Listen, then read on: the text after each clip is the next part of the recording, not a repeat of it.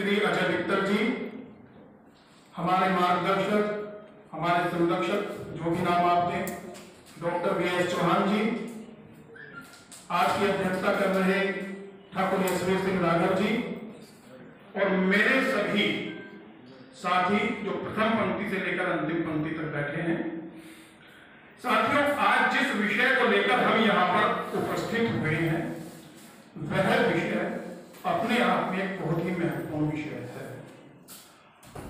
राष्ट्रीय नागरिक रजिस्टर एक मुद्दा, क्या आप भी मानते हैं एक मुद्दा है? ये बिल्कुल है ना। अब एक प्रश्न है, सामने लिखा भी है, यह देश किसका है? देशवासियों का, घुसपैठियों का? देशवासियों का। लेकिन आपको जानकर आश्चर्य होगा, आश्चर्य नहीं होगा, आपको पता भी है इस देश में कुछ ऐसे मक्कार किस्म के लोग भी रहते हैं जो इन घुसपैठियों के लिए सुप्रीम कोर्ट में जाते हैं। तो मेरा प्रश्न यहीं से शुरू होता है, और मैं अपनी बात आपके सामने रखूंगा। इस विषय की गंभीरता को हमारे मुख्य वक्ता आपके सामने बड़े विस्तार से रखेंगे। अजय मित्तल जी को हमने एक संज्ञा दी है, एनसाइक्लोपीडिया। आप जब उनको सुनेंगे तो आपको पूरा विषय विस्तार में समझ में आ जाएगा। तो मेरी इतनी योग्यता नहीं है मैं इस विषय पर ज्यादा बोलूं, लेकिन मैं कुछ उन संदर्भों को आपके सामने रखूंगा जिन्होंने हमें विवश किया कि हम इस विषय के ऊपर बात करें। आपको कहीं कहीं लगेगा कि यह संदर्भ एनआरसी से संबंधित नहीं है, लेकिन आप मानिए देश की वो ज्वलन समस्याएं हैं जिन ज्वलन समस्याओं पर हम पहले भी अपने सेमिनार कर चुके हैं, और ये सभी एक दूसरे से लिंक हैं। साथियों, हमारा जो देश है बहुत ही विषम परिस्थितियों से गुजर रहा था और अभी भी गुजर रहा है, जिस पर काफी हद तक मोदी जी ने कंट्रोल किया है। आप ये मत समझिएगा जब मैं मोदी जी की बात कर रहा हूं कि मैं मोदी जी का कोई बहुत बड़ा सपोर्टर हूं, भक्त हूं, लेकिन जो सही है उसको सही कहना पड़ेगा। ये देश विषम परिस्थिति से गुजर रहा था, इसके जिम्मेदार कौन थे? भारत की सत्ता में 50 से 60 साल तक बैठे हुए वो मक्कार किस्म के सत्ताधीश, जिन्होंने देश के अंदर उन विघटनकारी ताकतों को, उन षड्यंत्रकारी ताकतों को, उन टुकड़े टुकड़े गैंग की ताकत के लोगों को पनपने का मौका दिया, उनको संसाधन उपलब्ध कराए, प्रत्यक्ष रूप से या अप्रत्यक्ष रूप से, कि उनकी ताकत, उनकी आवाज इतनी मजबूत हो गई कि वो सुप्रीम कोर्ट को भी चैलेंज करने लगे। वो रात में 3 बजे सुप्रीम कोर्ट खुलवा सकते थे। आप में से किसी की ताकत है खुलवाने की? नहीं है। इन लोगों को किसने मजबूत किया? ध्यान रखिएगा। मुझे समस्या इस बात की नहीं है कि उन लोगों को संसाधन उपलब्ध कराने वाले मक्कार किस्म के लोग कौन थे। मेरी समस्या यह है कि हम सोते क्यों रहे, हम निंद्रा में क्यों रहे, हमने उन लोगों को आगे बढ़ने क्यों दिया, हम वोकल क्यों नहीं हुए, हम बोले क्यों नहीं। हम जैसे आज बोल रहे हैं, हमने आज से 2014 से पहले बोलना शुरू किया था। आपने इससे पहले क्या टीवी पर डिबेट देखी थी इन विषयों के ऊपर? नहीं देखी थी। इस देश की जनता सोई हुई थी। इन मक्कार किस्म के लोगों ने हिंदुस्तान रूपी बुनियाद में इतना बारूद भर दिया था कि यदि आप 2014 में 2002 वाले को गद्दी पर नहीं बनाते तो अगले 15 से 20 सालों में ये हिंदुस्तान की बुनियाद में इतना बारूद भर देते कि जब कभी उस बारूद में विस्फोट होता तो हम संभाल नहीं सकते थे।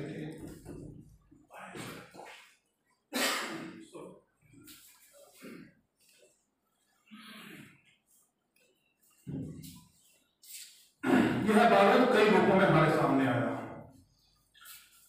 अभी श्री आरपी सिंह जी धारा 370 की बात कर रहे हैं, मैं भी थोड़ा सा उस पर बोलूंगा क्योंकि ये सभी जो संदर्भ हैं ये एनआरसी के लिए बहुत जरूरी है, उनको समझने के लिए जरूरी है।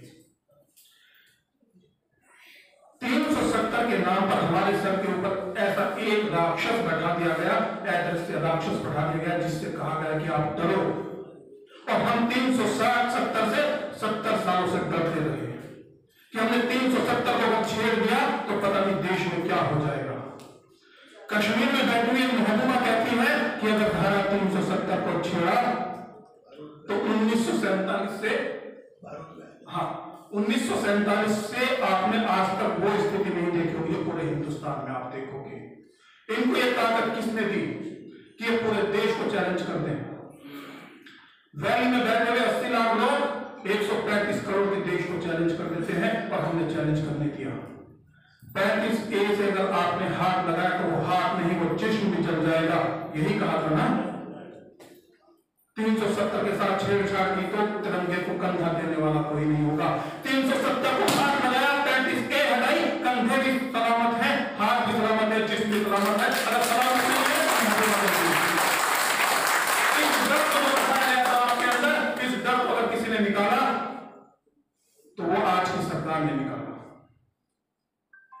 आपके कितने भी मतभेद हो सकते हैं, लेकिन क्या आप मानते हैं कि इस सरकार के अलावा कोई सरकार 370 को हटाती कोई नहीं हटाती। आज भी आप उनके दौर देख लीजिए, 70 साल में छुआ तक नहीं, और वो आज भी बिल खिला रहे हैं। आप लोगों की ताकत है, आप जाग गए हैं, इसलिए अब उनको थोड़ा मैनिपुलेट करके बोलना पड़ रहा है। इन बारूद भरने वाले लोगों की बारूद के जो तार हैं वो आतंकवाद विरोधी कानून में अमेंडमेंट करके अभी जो पारित किया है उससे वो मोदी जी ने ताकत दी है। तो मेरा कहना यह कि जनसंख्या देश की बढ़ती चली जाए, इसमें असंतुलन होता चला जाता है। यदि आप एक बात मैं कहूंगा, मैं क्यों कह रहा हूं कि हमने उनको क्यों बढ़ने दिया। कुंभकर्ण 6 महीने में जाग जाता था, हमें 45 साल लग गए जागने में, और 45 साल बाद जब हमने थोड़ी सी करवट ली तो हमने 92 कर डाला, कलम के ढांचे को जमींदोज कर दिया। ये आपकी ताकत थी, जब तक आप चुप थे आप जाग जाइए, ये देश सही हाथों में जाएगा आपकी ताकत से। दूसरी करवट आपने ली, 13 दिन की सरकार बनाई, फिर 13 महीने की बनाई, फिर 5 साल की गठबंधन की बनाई, 10 साल के लिए फिर सो गए, 2014 में फिर जाग गए, 2002 वाले को गद्दी पर बैठा दिया। 5 साल लग गए इन बारूदों के सर्किट को समझने में, हाथ नहीं लगा पाए। इतना अधिक से अधिक जो अंदर का तंत्र था इतना विषाक्त बन चुका था। दुनिया की ताकतें लगी, किसी तरह से हिंदुस्तान की सरकार वापस ना आए। इसलिए नहीं कि मोदी जी हैं, इसलिए कि आप ही जाग ना जाए दोबारा। वो चाहते थे हिंदुस्तान सोता रहे, लेकिन आप जागे। आपने 2019 में फिर 2014 वाले को बैठा दिया। अब उसको भी समझ में आ गया कि जब 2014 में 303 के साथ बैठाया तो काम करना पड़ेगा। आते ही पहले सत्र में क्या किया, आतंकवादी निरोधक बिल में अमेंडमेंट किए, टायर वालों के पंचर में 3 तलाक की कील ठोक दी, कश्मीर से धारा 370 को बर्फ में लगा दिया। इस देश की दूसरी समस्या जनसंख्या, उसके ऊपर भी कहा कि इसके ऊपर बात होनी चाहिए। संसद के अंदर गृह मंत्री अमित शाह जी ने कहा कि भारत की एक इंच जमीन से घुसपैठियों को बाहर निकाला जाएगा। आसाम के अंदर कल सुप्रीम कोर्ट के आदेश से अंतिम लिस्ट जारी हुई। 3,29,00,000 की पॉपुलेशन में पहले जो लिस्ट आई थी वो 41 लाख थे उसमें, लेकिन कल जो अंतिम लिस्ट आई 19 लाख लोग एक राज्य के अंदर, बाहर के नागरिक आके देश में रहने लगे और इस देश की सरकारों ने रहने दिया। कभी बोले नहीं, वोट बैंक ना मिल जाए, आपका वोट बैंक आपको सत्ता दिलाता रहेगा, लेकिन देश को गर्त में डाल दो कि शर्म नहीं आई आपको।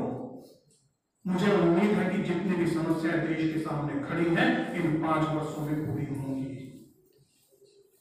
तो मेरा कहने का अर्थ यही था कि जो समस्याएं संदर्भ मैंने आपके सामने रखे, अगर इन विषयों पर काम नहीं हुआ होता देश के अंदर और 5 साल के लिए दोबारा सरकार नहीं आई होती, तो ना तो धारा 370 हटती, ना जनसंख्या नियंत्रण में काम आता, और ना NRC में काम होता। आप कहेंगे सुप्रीम कोर्ट के आदेश से हो रहा, सुप्रीम कोर्ट का आदेश तो बहुत पहले से था, कांग्रेस ने करके दिया नहीं करके दिया।